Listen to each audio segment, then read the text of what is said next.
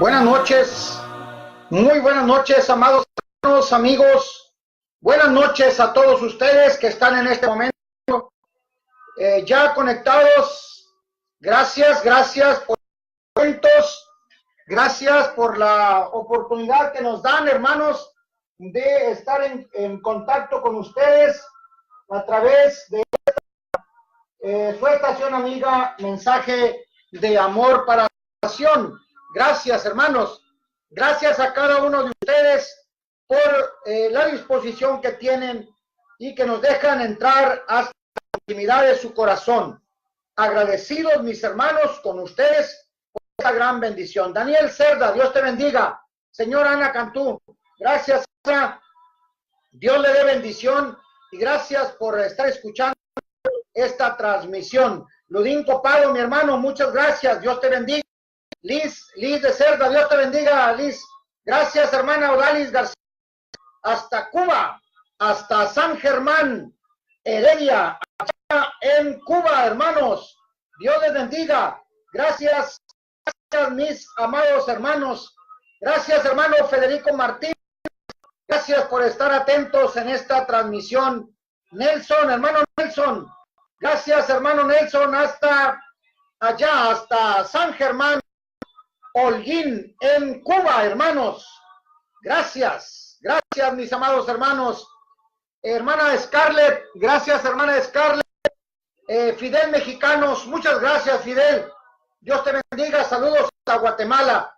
Marco Antonio Dávila Castillo, gracias. Gracias por estar unidos a esta transmisión. Hermano Sergio Jiménez, muy buenas noches, hermano, gracias. Edimer Millán, gracias. Welber Mar Ruiz Alvarado, gracias por estar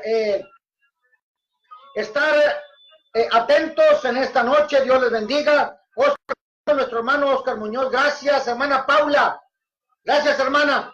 Gracias, hermana Paulita, Dios le bendiga, gracias. Gracias por su atención. Un saludo fraternal hasta allá, hasta Houston, Texas. Gracias, hermana. Dios le dé bendición. Y agradezco puntualmente el que ustedes estén atentos a esta transmisión.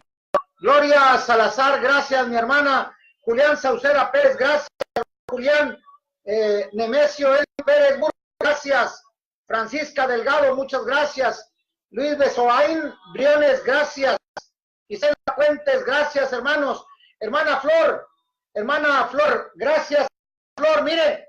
Dígale a Roberto, hermana, dígale al hermano Roberto que estoy atento, hermana. Dígale al hermano Roberto que estoy atento. Estoy atento, hermana Flor. Atento, dígale al Roberto. Marlene Aguirre, gracias, Marlene. Un saludo. Hermana Melisandra Herrada, gracias. Un saludo hasta Nuevo Laredo, Tamaulipas. Gracias, hermana. Dios le dé bendición.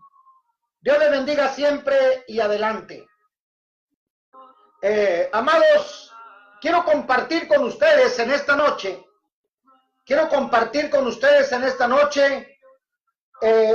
hermanos, que a mí en lo particular me gusta, me encanta, hermanos. En el libro de los Romanos, en la carta a los Romanos, no es un libro, es una carta. En la carta hermanos, que el apóstol Pablo escribe a nuestros hermanos en Roma, en el capítulo 2 y en el verso 1, hay una sentencia, hermanos, allí. Hay una sentencia que quiero compartir con ustedes. Y esta sentencia, hermanos, es muy sencilla. Muy sencilla, amados. Miren ustedes que dicen: lo que juzgas a otro, te condenas a ti mismo, porque tú que juzgas, haces lo mismo. Hermanos, cuando el apóstol Pablo está escribiendo a nuestros hermanos, les está diciendo, hermanos, les está haciendo mención que judíos y gentiles, ambos pecadores, tanto judíos como gentiles, pecadores, no tenían excusa. Salida para ninguno. Es decir, son inexcusables tanto judíos como gentiles en el hecho de juzgar. Por eso dice, oh hombre, quien quiera que tú seas y quien quiera que tú que quieras juzgar, en lo que juzgas te condenas a ti mismo. Porque tú que juzgas haces lo mismo, mas sabemos que el juicio de Dios contra los que practican tales cosas es según verdad. ¿Y qué piensas? Tú que juzgas a los que hacen y haces lo mismo, ¿crees que escaparás del juicio? Hermanos, estas expresiones que están contenidas aquí solamente, hermanos, nos están dando una idea. Solamente nos están dando una idea de la magnitud de la ira de Dios en cuanto al pecado. En la misma carta a los Romanos, en el capítulo 1 y en el versículo 18, porque la ira de Dios se revela desde el cielo contra toda la impiedad e injusticia de los hombres que detienen con injusticia la verdad. Entonces, sigue una lista de los pecados de los gentiles que no tienen excusa, porque, hermanos, la deidad y el poder infinito de Dios son manifiestos por medio de la creación, de las cosas que están hechas. Así es que no hay para dónde hacernos. Los pecados de los gentiles, hermanos, eran la consecuencia de no glorificar a Dios como Dios había establecido. Es de asumir entonces que los pecados de los gentiles eran exactamente la consecuencia de no glorificar a Dios y darle gracias, según el versículo 21. Y ahí dice exactamente el por qué. No aprobaron tener en cuenta a Dios, según el versículo 28. Porque no aprobaron tener en cuenta a Dios. Es decir, no lo están tomando en cuenta. No están poniendo atención a los designios de Dios. Vaya, dicho de otra forma, estaban, hermanos, con sus oídos cerrados, con su entendimiento entenebrecido, no estaban haciendo absolutamente nada.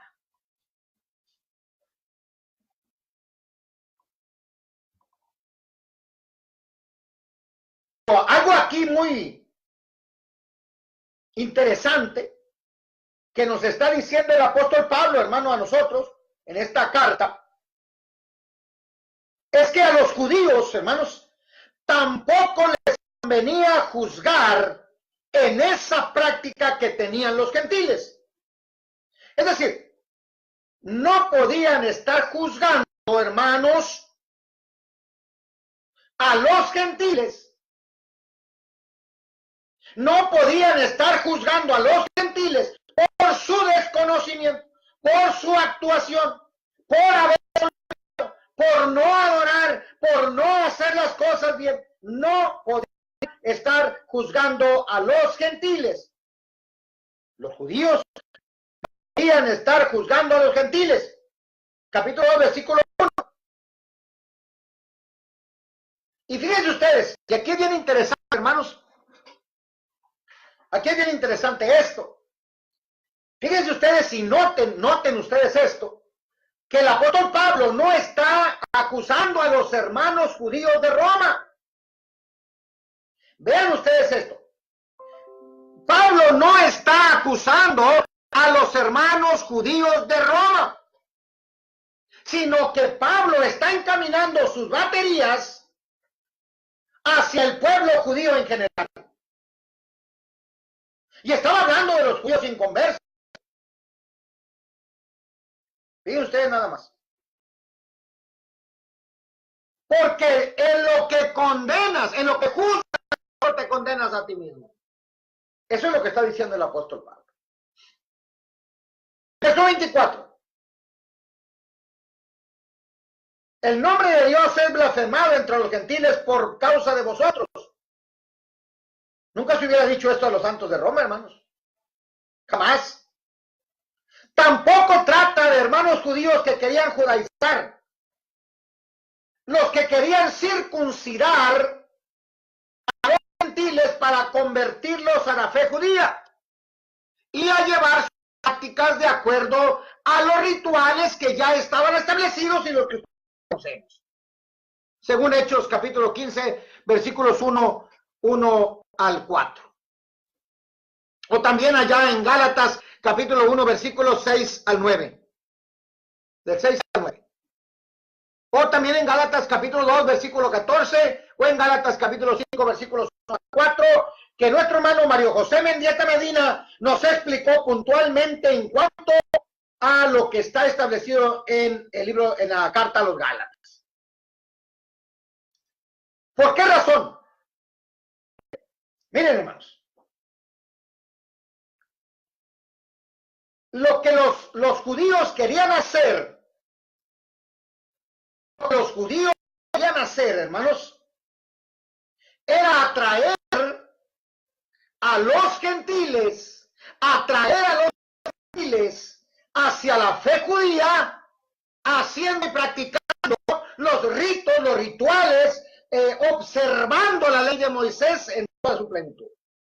Eso es lo que estaban tratando de hacer, y es lo que establece en la carta a los Gálatas, capítulo 1, versículos 6 al 9, en el capítulo 2, versículo 14, y en el capítulo 5, versículos del 1 hasta el 4.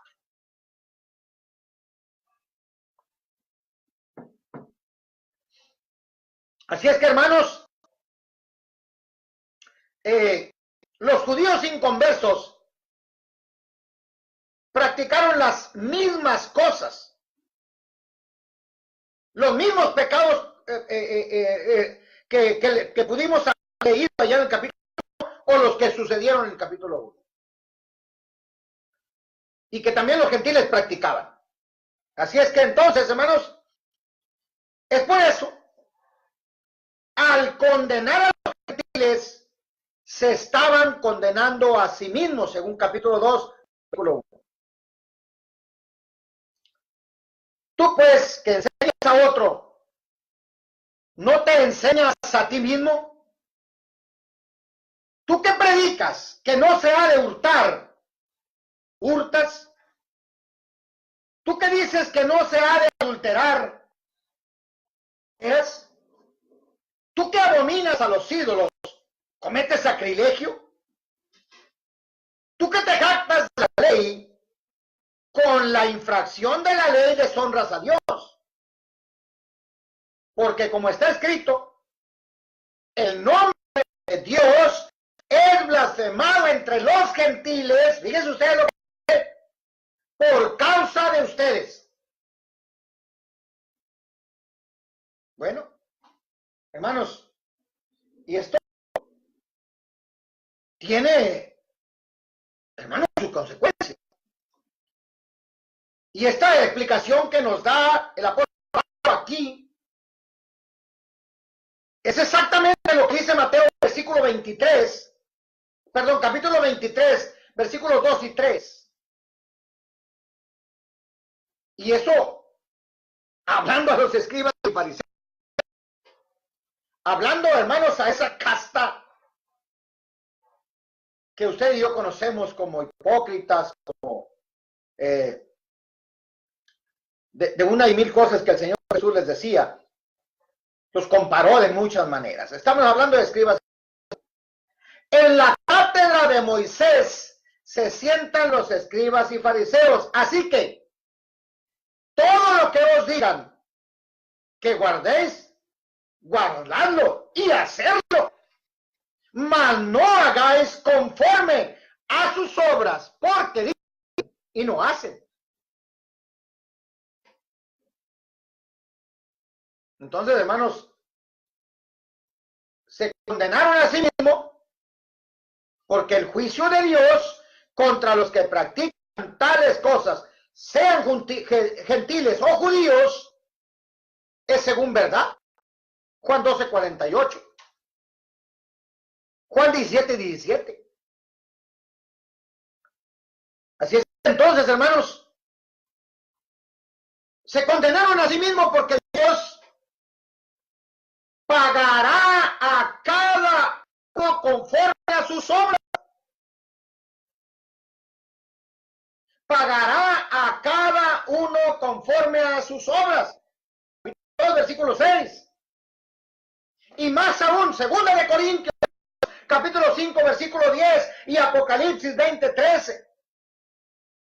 Y es que entonces nosotros tenemos que entender esto. Pablo está escribiendo esto, les está dando la explicación correcta. Estamos diciendo que es impropio juzgar. Estamos diciendo eso en ninguna manera, hermanos.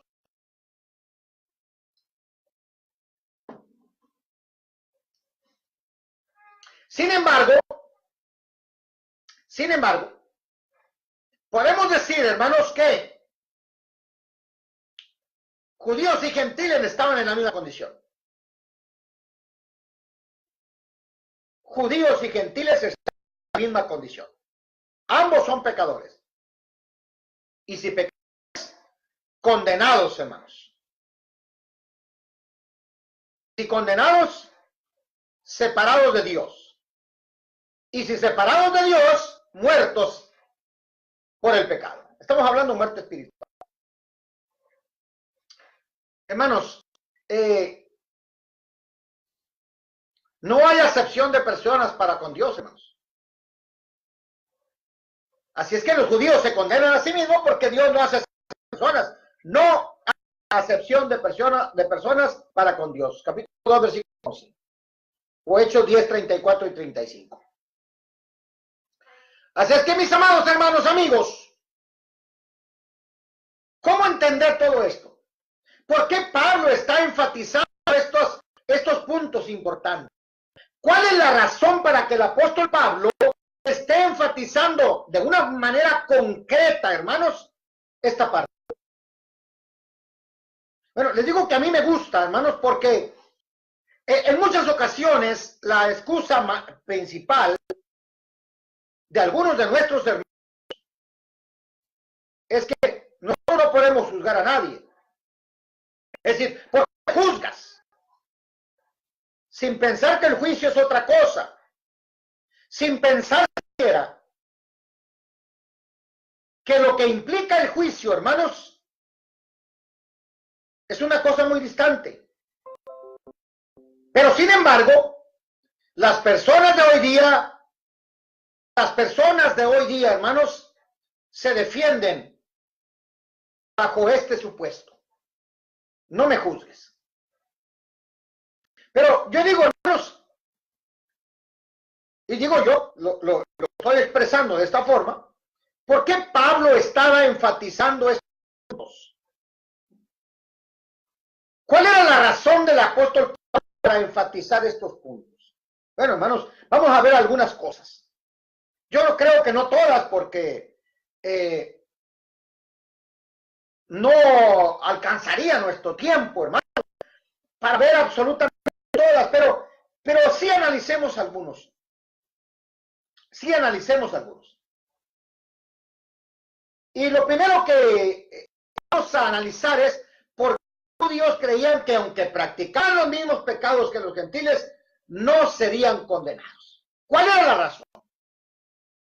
¿Y saben ustedes, hermanos, cuál es la principal razón? Porque ellos creían, hermanos, que habían sido circuncidados Y con ese hecho eran hijos de Abraham y por lo tanto libres de condenación. Fíjense ustedes nada más. Como ellos habían entendido, aceptado, ejecutado, hermanos, la circuncisión y entendiendo que eran hijos de Abraham, el hecho de haberlo ejecutado, de haberlo llevado a cabo, eso les hacía libres. Eso les evitaba la condenación. Y hermanos, Mateo capítulo 3, versículos 7 al 9, el Señor Jesús dice, al ver que muchos de los fariseos y de los saduceos venían a su bautismo, les decía, bueno, estamos hablando de Juan, perdón, generación de quien os enseñó a huir de la ira venidera, hacer pues frutos de arrepentimiento, y no penséis decir dentro de vosotros mismos, a Abraham, padre, porque yo os digo que Dios puede levantar hijos a Abraham aún de estas piedras. Es decir, que entonces los judíos, hermanos, no la tenían segura. Por el simple hecho de ser hijos de Abraham. Si Dios quiere, puede levantar generación a Abraham desde las piedras. Y eso es lo que está diciendo. Así es que no la tenían. Bueno, y si estamos hablando de que no la tenían, hermanos, esto es lo que el apóstol Pablo está enfatizando. No deberían de creerse más que los gentiles. No deberían creerse más que los gentiles. Vaya, dicho de otra forma, no deberían ir más allá de lo que la palabra dice. No pueden hacerlo. No podían hacerlo. Por eso no les excusaba, hermanos, de su falta ante Dios. O de sus faltas ante Dios.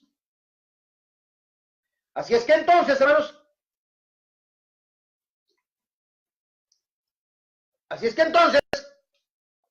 este punto Pablo lo establece perfectamente bien.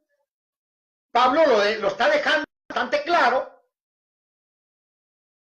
Y luego señala también el apóstol Pablo que ellos no tenían ninguna excusa, porque la condición de ellos era exactamente la misma condición de los gentiles, aunque aquellos, me estoy refiriendo a los gentiles, no se hayan circuncidado, aunque aquellos, los gentiles, no hayan observado la ley de Moisés, aunque aquellos, los gentiles, no hayan pasado por el rito de Moisés o por de Moisés o por aquellas costumbres y sacrificios realizados. Así es que, hermanos, ahí tenemos esta enseñanza que nosotros habremos de entender, de poner en práctica, habremos de llevar a cabo el de no juzgar a los demás en ese sentido. Unos ser más grandes que otros. ¿Sí? Miren, hay una enseñanza, hermanos, hay una enseñanza ya contenida en Juan capítulo 8, verso 44, en la que el Señor Jesús les está diciendo, vosotros sois de vuestro padre el diablo, y los deseos de vuestro padre queréis hacer. Él ha sido homicida desde el principio, y es mentiroso y es de mentira. Es decir, entonces, miren ustedes, ¿qué está haciendo el Señor Jesús? Les está diciendo que no tienen salida los judíos, les está diciendo que no hay salida para ellos, les está diciendo que son hijos del diablo, les está diciendo que su condición de ser judíos no les excusa de una manera. Y Pablo le repite exactamente a los hermanos de Roma, le repite exactamente las mismas palabras. Se las repite de la misma forma. Y eso los hace culpables. No tienen excusa de ninguna forma.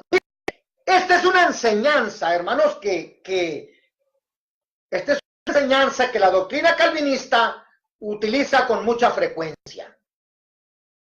Esta es una enseñanza que la doctrina calvinista usa con mucha frecuencia. Con mucha frecuencia, hermanos.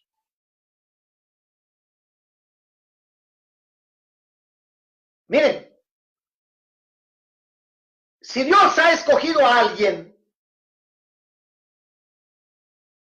incondicionalmente, es decir, estos son elegidos, la persona que ha sido escogida por Dios, dicen los calvinistas, los que entienden esta doctrina, los que enseñan esta doctrina, que le caiga el saco al que quiera y pues se ponga el saco el que quiera.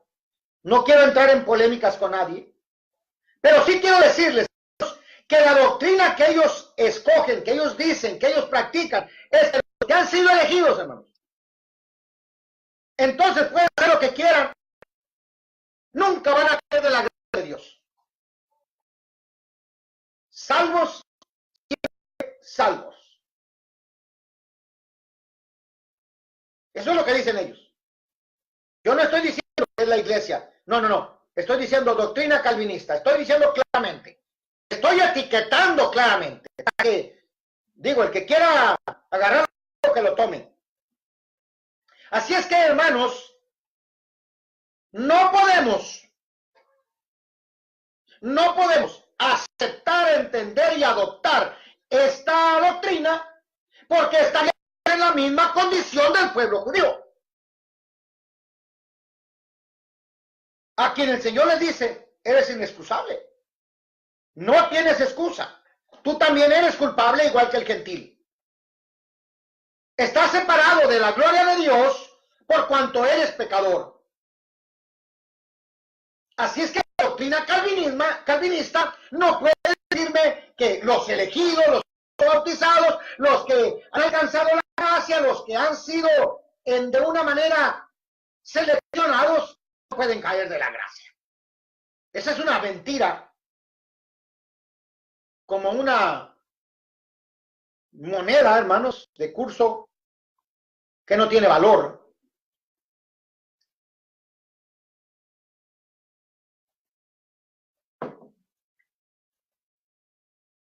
Así es que esto, hermanos, de que cree solamente, es una doctrina de demonios. El hecho de decir cree solamente, ten fe, ya la hiciste, mantente firme, ya la hiciste, no es necesaria ni es todo. Porque hay muchas cosas por hacer. Sin embargo, dice la Escritura, eres inexcusable porque tan culpable eres tú como eres el otro. ¿Qué lección tiene para nosotros todo esto, hermanos? ¿Qué nos está enseñando a nosotros el apóstol Pablo en esta parte de la Escritura? ¿Qué lección hay para nosotros aplicable ahora mismo a nuestra vida? ¿Qué lección tiene el apóstol Pablo, parte de la Escritura, para que usted y yo la adoptemos, la tomemos y la tengamos para nosotros? ¿Qué lección hay para usted y para mí? Como dirían los que saben, ¿qué aplicación le vamos a dar nosotros a esta lección? Hermanos, encontré algunas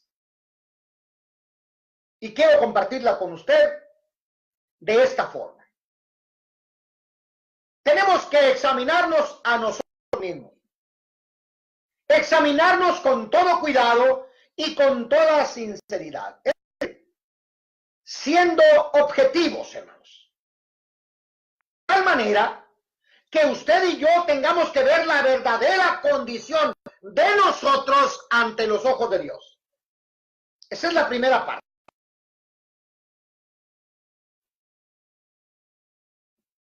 Tenemos que verla objetivamente.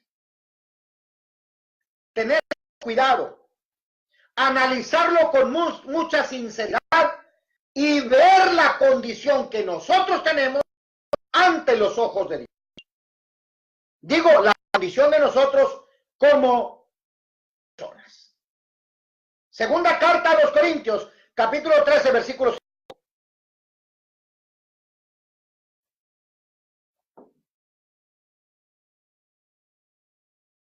¿Y qué dice el apóstol Pablo? Examínense ustedes, hermanos.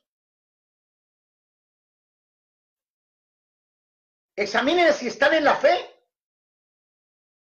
Sean objetivos y pregúntense si están en la fe. Pregúntense ustedes mismos si están en la fe.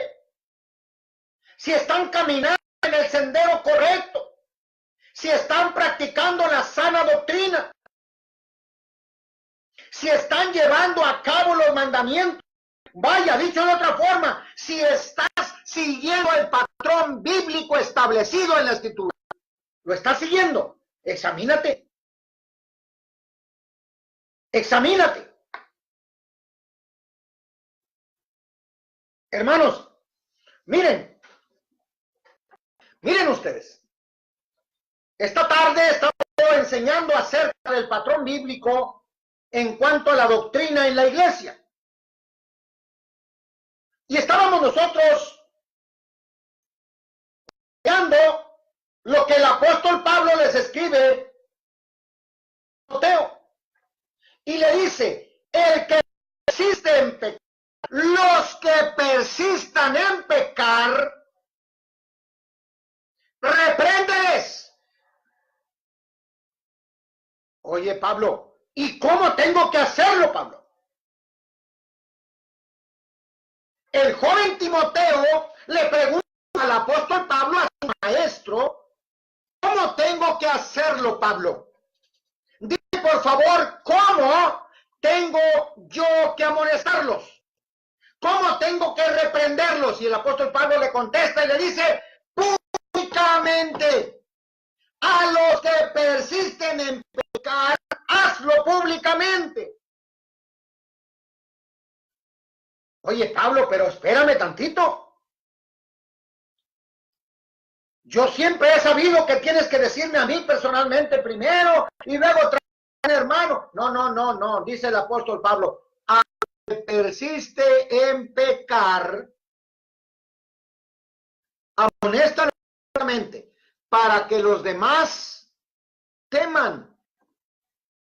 Es decir, las baterías no están encaminadas a aquel, sino para los demás. Y dice aquí la segunda carta de los Corintios, capítulo 3, versículo 5, examínense ustedes. Ustedes saben su condición, sean objetivos ustedes mismos. Ustedes saben cómo están delante de Dios. Examinen si estáis en la fe. Pruébate a ti mismo. O no nos conocemos. O no sabemos cómo estamos. O no sabemos que Jesucristo está en vosotros, a menos que estés reprobado.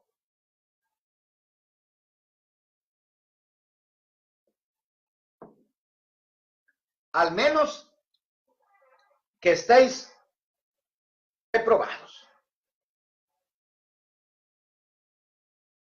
Eso es lo que dice la segunda carta a los Corintios, capítulo 13, versículo 5. Miren, muchas veces hemos nosotros usado, hermanos, la lectura de la primera carta a los Corintios en el capítulo 11 en cuanto a la cena del Señor. Y cómo es que el apóstol Pablo nos está dando la directriz que tenemos que seguir en cuanto se refiere a este ordenamiento. Ahí está el patrón bíblico, hermanos. No podemos salirnos nosotros del patrón bíblico. ¿Y por qué no podemos salirnos del patrón bíblico? Porque primero es el pan y luego la copa. ¿O acaso usted practica primero la copa y luego el pan? ¿Verdad que no? ¿Por qué es primero el pan y luego la copa? Vean usted que el apóstol Pablo nos está enseñando el patrón bíblico en la cómo tenemos que conceptualizarnos, cómo tenemos que orientarnos en ese propio sentido. Pero algo más, no debe tomarse solamente el pan y no la copa. No debe tomarse la copa y no el pan. ¿Está entendido? Insisto, no se debe tomar solo el pan y no la copa. No se debe de tomar solo la copa y no el pan. Más aún, hermanos, más aún.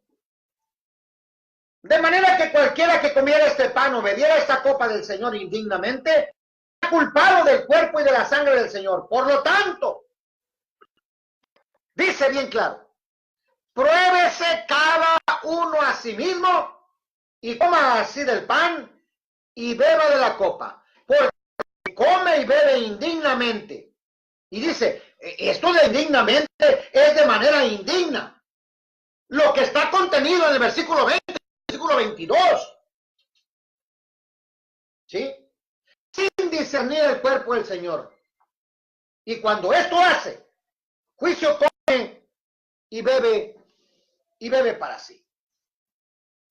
Fíjense ustedes nada más.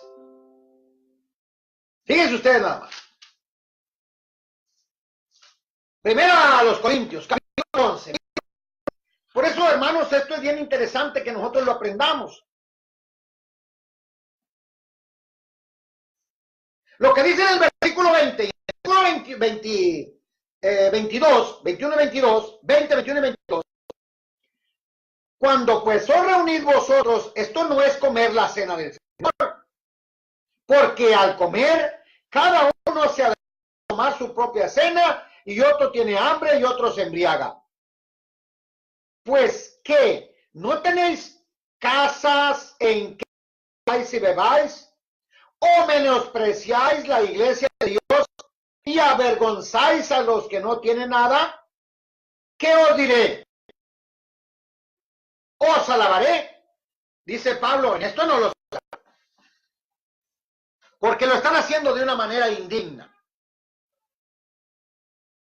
Así es que entonces, hermanos, ¿cómo aplica para nosotros esto? ¿Es correcto juzgar y condenar prácticas que no son correctas en la iglesia? ¿Será correcto, hermano, hacer esto? ¿Dejaremos que sigan las cosas tal como están? Permitiremos, hermanos, que haya personas que solamente tomen el pan y no tomen de la copa. ¿Podemos nosotros permitir esto? ¿Podemos permitir, hermanos, que se siga cometiendo pecado al momento de participar de la cena del Señor?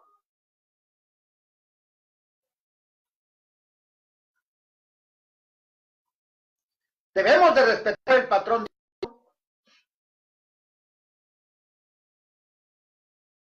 Debemos de respetarlo. ¿Por qué somos tan cuidadosos en respetar el patrón en la oración? Somos cuidadosos en respetar el orden del culto, en la organización de la iglesia, en evangelizar, en salvar almas. ¿Por qué somos tan cuidadosos en ello? En edificar, en evangelizar. ¿Por qué somos tan cuidadosos? Y descuidamos lo demás. Y yo creo, hermanos, insisto, yo creo No estoy diciendo que así sea. Yo digo, yo creo que cuando el apóstol Pablo está escribiendo esto, está escribiendo porque tenía plena conciencia de lo que él mismo estaba viviendo y de lo que él mismo estaba viendo. O que por lo menos le habían llegado noticias. ¿Cómo aplica para nosotros? Hermanos, tenemos que ser ejemplo de los demás. El apóstol Pablo le dice a Timoteo que él tiene que ser ejemplo de los demás. Y a Tito le dice, para esta causa te dejé en Creta, Tito 1:5, para la corrección de las cosas que no están bien. Sí, hay una labor que realizar, hermanos.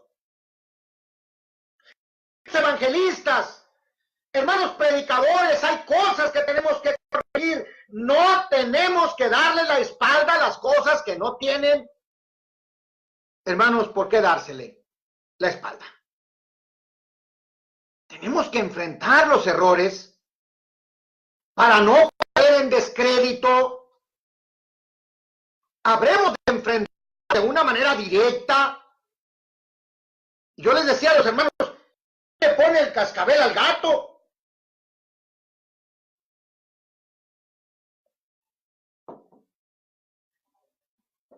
Y la respuesta es muy clara, hermanos. La respuesta es muy clara. ¿Sabían ustedes? Mateo capítulo 18.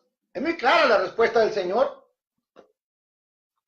Mateo capítulo 18, hermanos. ¿Ya lo encontraron? ¿Ya saben a dónde voy? Versículo 17. Si os oyere, dilo a la iglesia.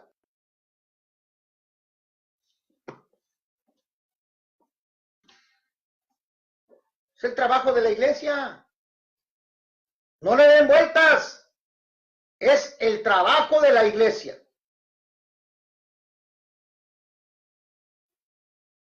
No debemos de darle vueltas. ¿Para qué? Hermanos, nos salimos por la tangente ya en Mateo capítulo 7, versículos 1 al 5. No juzguéis para que no seáis juzgados. Porque con el juicio que juzgáis, no, hermano, no me salgas con esos cuentos. No me salgas con esos cuentos, porque eso no es juzgar. Eso no es llevar a juicio. Llevarte con la verdad no es llevarte a juicio. El marcarte tus errores no es llevarte a juicio.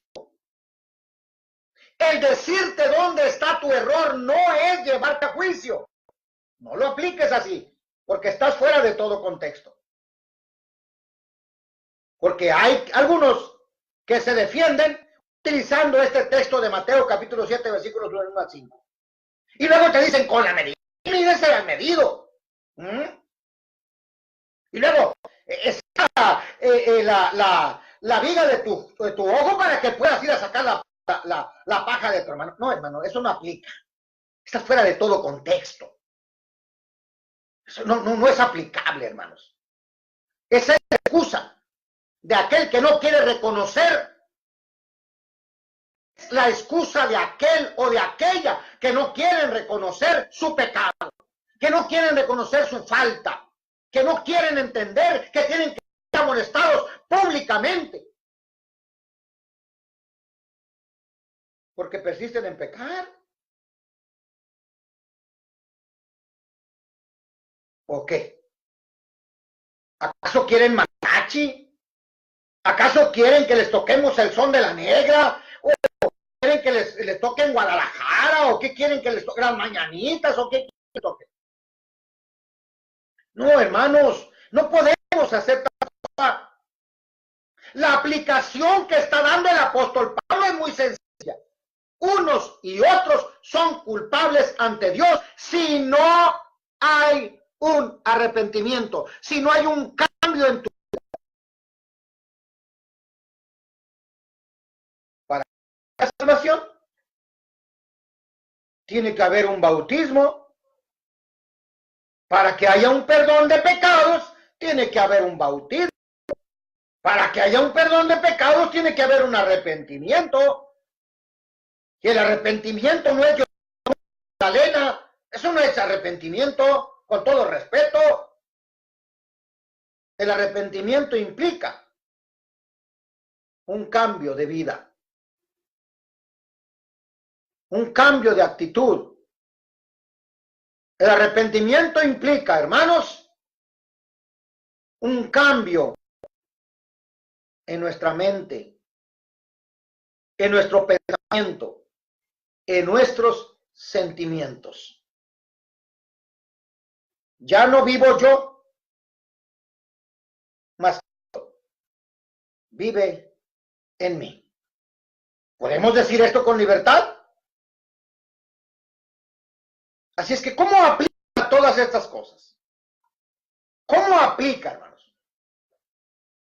Bueno, tenemos la otra parte. Y eso también tenemos que entenderlo, hermanos. ¿Algún hermano es encontrado en alguna falta? Vosotros que sois espirituales, restaurarle con espíritu de mansedumbre, dice Gálatas capítulo 1.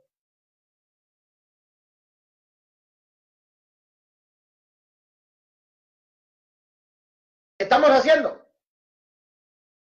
Tenemos que ir a pleitear con el hermano. No, hermano, usa la misericordia. Usa la mansedumbre. Pero no dejes de hablar directamente de dónde está el error. No dejes de hablar en dónde está el error. Eso no es juzgar. Simple y sencillamente está señalando.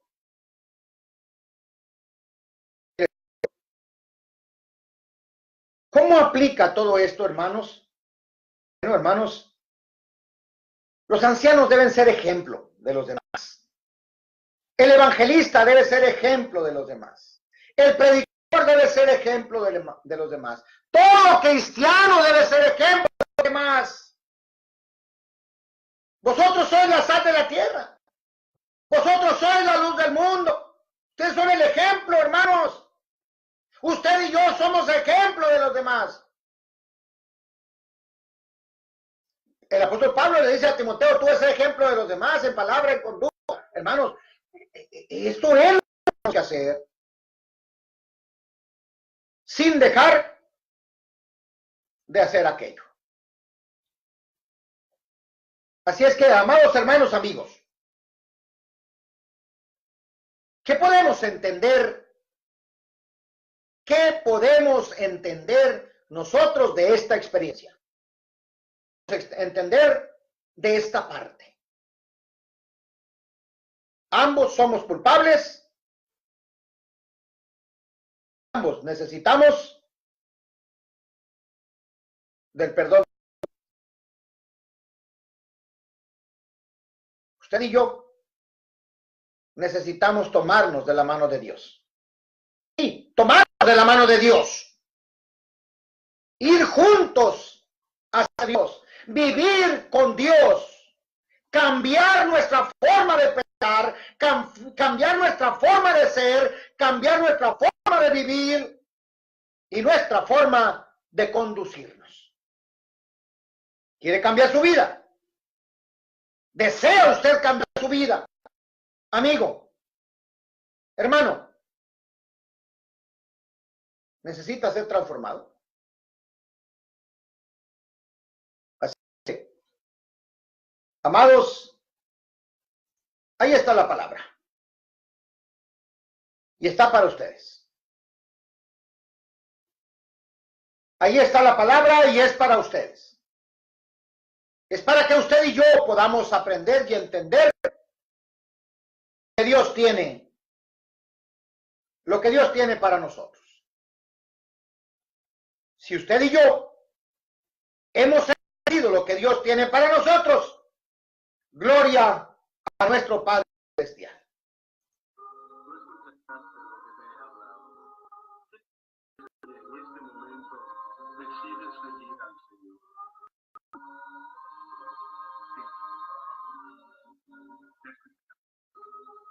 no sabe, no entiende, y mucho menos la imagina.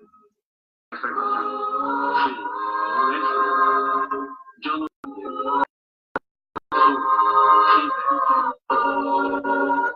Yo los escucho hablar, quiero declarar que Cristo me ha dado santidad y paz, por nada en la vida otro ya puedo entender que tiene el poder. En este momento yo le seguiré, al mundo que Cristo es mi rey. Mi esperanza, es mi fortaleza, salvación verá por el esperar. De Cristo es que yo te voy a hablar, su amor te rebosará. Solo a cambio pide tu vida, de las manos Él me llevará, y quiere escucharte a veces. Jesús, la luz del mundo, Jesús de mi alma. Jesús, la luz del mundo, Jesús de mi alma. Jesús, la luz del mundo, luz de mi alma, luz de mi alma, luz de mi alma, luz de mi alma.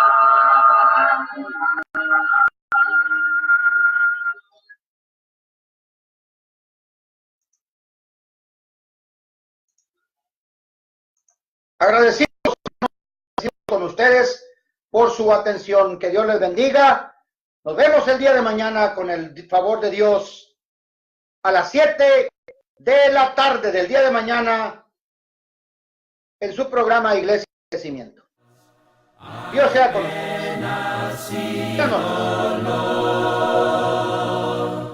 Jesús.